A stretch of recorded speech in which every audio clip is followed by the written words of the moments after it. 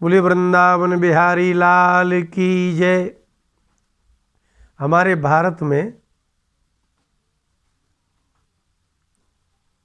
बड़ी विलक्षण एक परंपरा है व्रत और उपवास करने की। प्रायः कोई एकादशी कर रहे हैं, कई लोग पूर्णिमा कर रहे हैं, कुछ प्रदोष कर रहे हैं, कुछ लोग तिथि न करके वार कर रहे हैं, कोई शुक्रवार रविवार इत्यादि कर रहे हैं और 10-10 वर्ष से कर रहे हैं।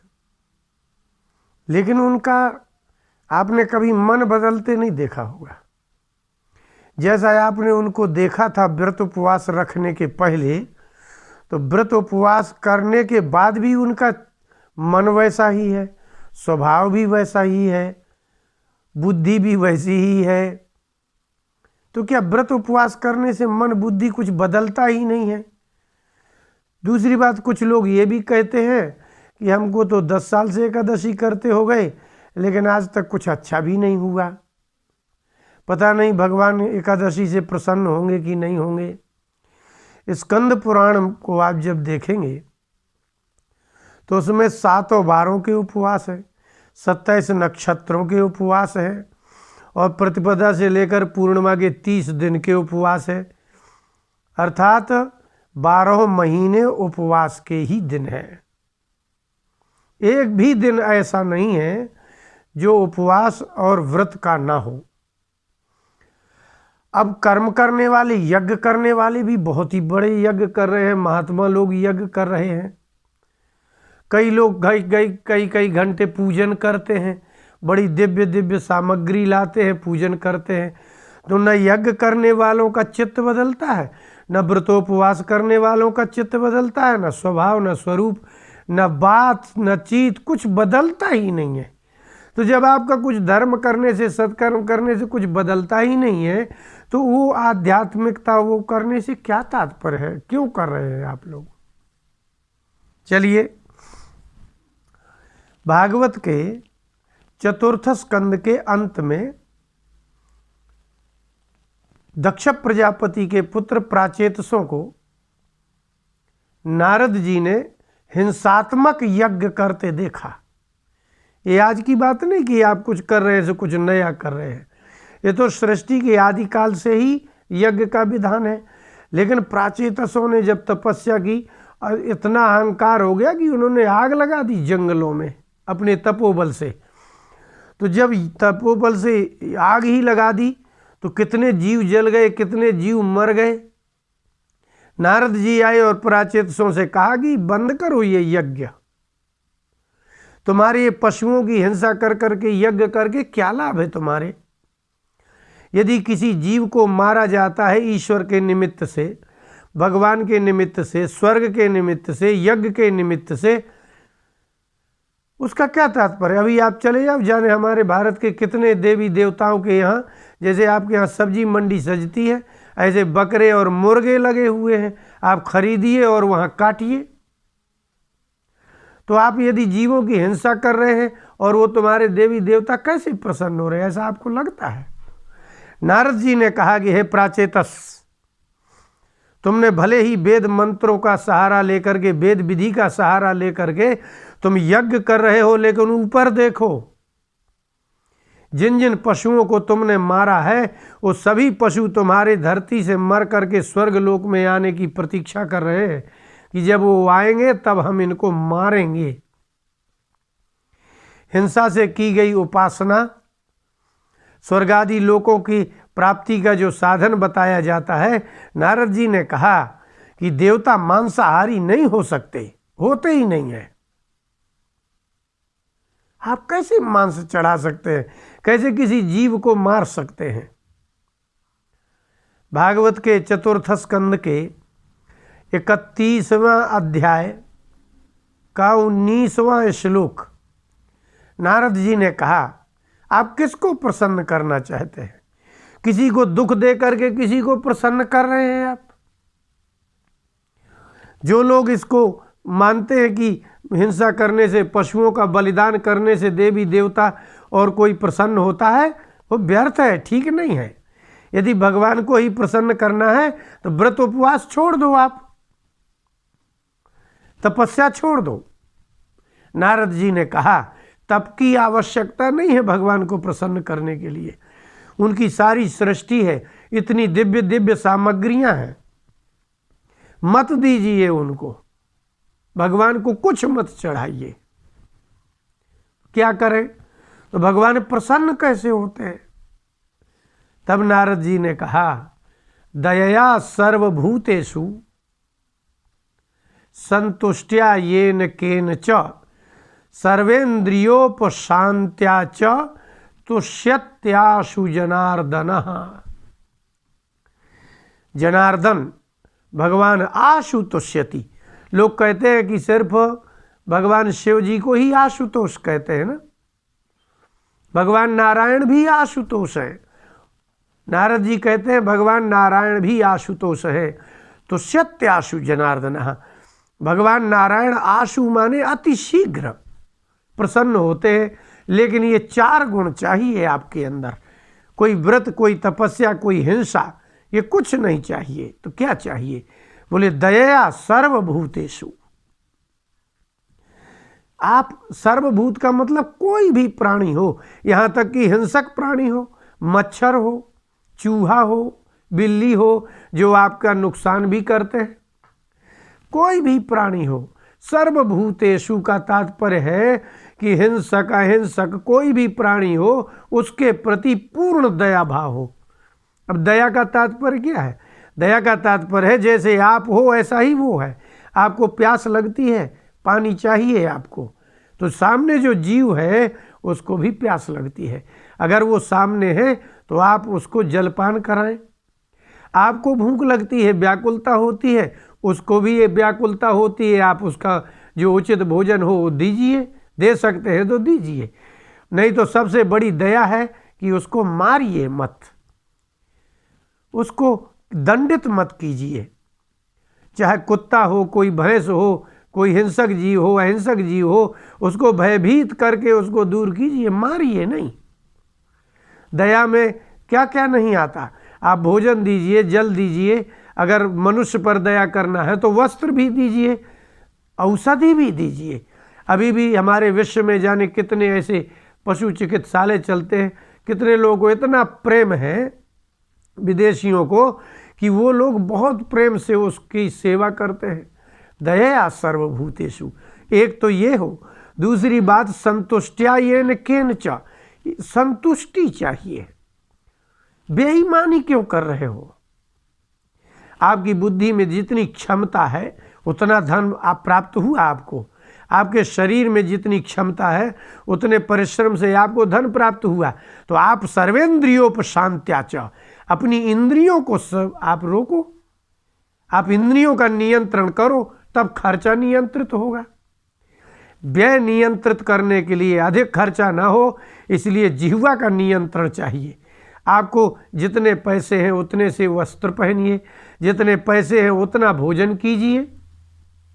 सर्वेंद्रियोपशांत्या च, आपकी जो भी इंद्रिय है, सर्वेंद्रिय, सर्वभूतेषु में सर्व शब्द का प्रयोग है और सर्वेंद्रिय में भी सर्व शब्द का प्रयोग है, माने प्रत्येक इंद्रिय।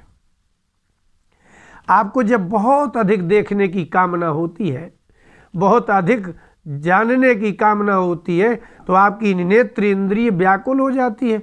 आपने नेत्र इंद्रिय को छोड़ दिया तो वो देखना चाहती है जो आपके सामर्थ्य से बाहर है।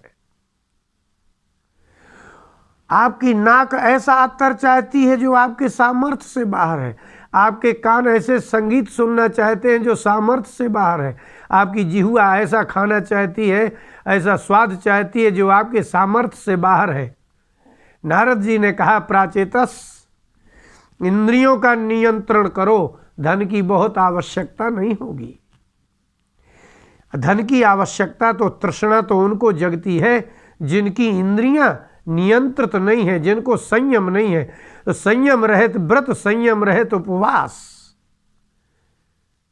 कुछ किसी काम का नहीं है। आपकी चित्त वृत्ति बदलेगी कब? जब आपके हृदय में दया आ जाए। आपकी व्रत उपवास से, पूजा से चित्तवृत्ति तब बदलेगी संतुष्ट्या येन केन च, जिस किसी विधि से जो भी आपके पास प्राप्त है उसी से संतुष्ट हो जाओ। संतोष, दया और सर्वेंद्रियों पर शांति अर्थात सभी इंद्रियों का संयम अगर ये होता है तो नारद जी कहते हैं यज्ञ करने की आवश्यकता नहीं है प्राचेतस, इतने जीवों की हिंसा करने की आवश्यकता नहीं है। तो सत्यासु जनार्दन, जिसको आप भगवान नारायण कहते हैं, वो सभी देवताओं के स्वामी हैं।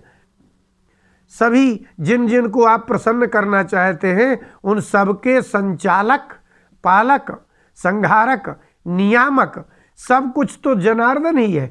यदि जनार्दन प्रसन्न हो जाते हैं तो इंद्र भी प्रसन्न हो जाएंगे। जनार्दन प्रसन्न हो जाते हैं तो आपके ग्राम देवता प्रसन्न हो जाएंगे। जनार्दन प्रसन्न हो जाते हैं तो आपकी सभी देवी देवता जिनके लिए आप हिंसा कर रहे हैं वो प्रसन्न हो जाएंगे। आपको कभी ऐसा क्यों नहीं लगता कि हमारे शरीर में आघात होता है तो कितना दुख और वेदना और दर्द होता है, लेकिन आप जब किसी जीव का संहार करते हैं, जब किसी जीव की हिंसा करते हैं और किसी देवता को कोई बकरा चढ़ा रहा है, कोई मुर्गा चढ़ा रहा है, क्या उसके वो जीव नहीं है? आपको यदि ऐसा ही लगता है तो अपने शरीर का कोई अंग दान कर दीजिए ना देवताओं को। देवियां यदि इसी से प्रसन्न होती हैं तो मुर्गा और बकरा चढ़ाने से ज़्यादा तो प्रसन्न होंगे आपके शरीर से। आत्मसमर्पण से देवता जितना प्रसन्न होगा वो पर समर्पण से थोड़ी प्रसन्न हो जाएगा। इसलिए चाहे आप कोई भी हिंसक यज्ञ करें, भले ही वो वैदिक विधि से क्यों ना हो, किसी भी देवता के लिए, अभी हम मार्ग में जाते हैं तो देखते हैं कि तमाम दूल्हा देव जी का मंदिर है, मुर्गे ऐसे लाइन से बंधे हुए हैं, उनको क्यों मार रहे हो? अपना अंग चढ़ा दो ना।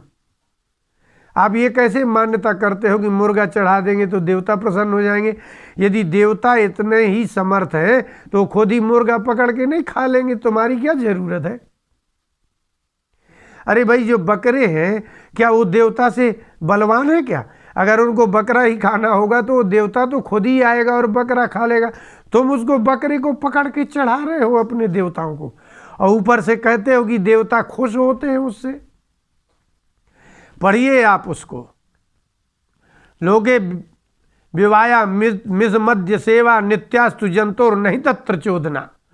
मांस भक्षण के लिए वेद नहीं कहते।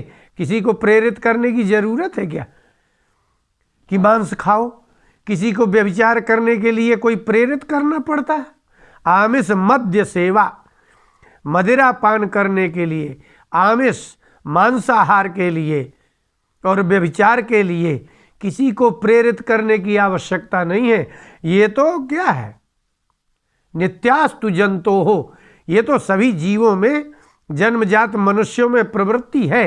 इस प्रवृत्ति को, मांसाहारी प्रवृत्ति को रोकने के लिए ये नियमन किया गया है, सात्विक विधियां बताई गई हैं। इसीलिए भगवान होते हैं प्रसन्न, वो भी अच्छी बात है, करना ही चाहिए। आपकी जब आस्था होगी, श्रद्धा होगी, पूजन करेंगे, सामग्री देंगे, उससे भगवान प्रसन्न होंगे, लेकिन इससे प्रसन्न बहुत देर में होंगे, आपका जन्म निकल जाएगा। लेकिन आशु अति शीघ्र भगवान को प्रसन्न करने के लिए आपके हृदय में जीवों के प्रति दया होना चाहिए, और संतोष होगा तो आप बेईमान नहीं हो सकते। आपके द्वारा जो भी धन कमाया जाता है, उपार्जित धन से आप अपनी इंद्रियों को संयमित करिए। आपकी इंद्रियां यदि बहिर्मुख हैं, अधिक की कामना करती हैं, तब आपको अधिक तृष्णा जगेगी। तृष्णा इंद्रियों से जगती है, धन की तृष्णा किसी को जगती नहीं। इसलिए मूलतः आपकी तृष्णा का कारण इंद्रियां हैं, धन नहीं। धन से तो इंद्रियों की तृप्ति होती है, इंद्रियों की तृप्ति पदार्थों से होती है। इसलिए पदार्थों के एकत्रित करने के लिए जो आप धन एकत्रित करते हैं, और धन को एकत्रित आपको असामर्थ्य से बाहर करना है, तो आपको तो नियंत्रण ही नहीं है। तो इसलिए वास्तव में भगवान को प्रसन्न करने के लिए दया चाहिए, संतोष चाहिए और सभी इंद्रियों का निग्रह चाहिए। जो व्यक्ति सभी इंद्रियों का निग्रह करता है, संतोष और दया करता है, उस व्यक्ति का व्रत, उपवास, सब सार्थक है। सब उससे चित्त वृत्ति बदल जाएगी, वैराग्य हो जाएगा, संसार में विषयोपभोग की कामना शांत हो जानी, इसी का नाम ही तो इंद्रियों की शांति है। इसलिए इंद्रियां जिसकी व्याकुल हों, मन जिसका व्याकुल हो, तृष्णा से भरी हुई वासना हो, उस व्यक्ति का किया गया व्रत, उस व्यक्ति का किया गया उपवास कभी किसी के स्वभाव को और चित्त को बदलने में समर्थ नहीं है। इसलिए उपवास, व्रत इत्यादि और भगवान की पूजा सामग्री, उत्तम सामग्री आप लाइए, लेकिन आपको तो जीवों पर दया ही नहीं आती है। इसलिए आप जो दूसरे जीवों को आप दुखी करके आप अपनी पूर्ति करते हैं, आप अपनी तृष्णा की पूर्ति करते हैं, आप अपने स्वाद की पूर्ति करते हैं, देवताओं का बहाना बना करके, भगवान का बहाना बना करके, आप देवी का बहाना बना करके यदि आप देते हैं बलि, तो आप कैसे होंगे। इसलिए नारद जी ने दक्ष प्रजापति के पुत्र प्राचेतसों से कहा कि हिंसक व्यक्ति से कभी भगवान प्रसन्न नहीं होते। वो देखो ऊपर, तुम्हारे मारने के लिए मारे गए सारे पशु तुम्हारी प्रतीक्षा कर रहे हैं। इसलिए जो लोग अपने देवी देवताओं को बलि देते हैं वो अंत में पशु ही बनते हैं और वो भी उसी प्रकार से मारे जाते हैं। इसलिए मांसाहार मनुष्य के लिए नहीं है। मांसाहारी जीवों के दांत कैसे होते हैं आपने देखा होगा, कुत्ते के, बिल्ली के, सिंह के, ये दांत मांसाहारी दांत हैं। आपके दांत हैं, ये मांसाहारी मनुष्य के दांत नहीं है। मांसाहारी जीव के दांत ही अलग होते हैं। इसलिए मनुष्य मांसाहारी जन्मजात नहीं होता। इसलिए दया सर्वभूतेषु संतुष्टया येन केन च, सभी प्राणियों पर दया करिए। कुत्ता हो, बिल्ली हो, चूहा हो, जो आपके आसपास जीव हैं, अपने परिवार के प्रति भी, समाज के प्रति भी, कोई भी जीव हो, प्रत्येक जीव पर दया करना, अपने शरीर मन बुद्धि से प्राप्त अर्थ से इंद्रियों को शांत करके और संतोष करना। भगवान इसी से प्रसन्न होते हैं। भजन से अधिक भगवान सद्गुणों से प्रसन्न होते हैं। जो भजन करे नियम पूर्वक कि मैं इतने माला करता हूँ लेकिन एक भी उसमें अच्छा गुण नहीं आया, भगवान प्रसन्न नहीं होंगे। इसलिए भगवान गुणों से प्रसन्न होते हैं, ऐसी क्रियाओं से कभी प्रसन्न नहीं होते जो संसार की विरुद्ध क्रियाएं, संसार को दुखदायी क्रियाएं होती हैं, उन क्रिया से, उस पूजा से भगवान कभी प्रसन्न नहीं होते। बोलिए वृंदावन बिहारी लाल की जय।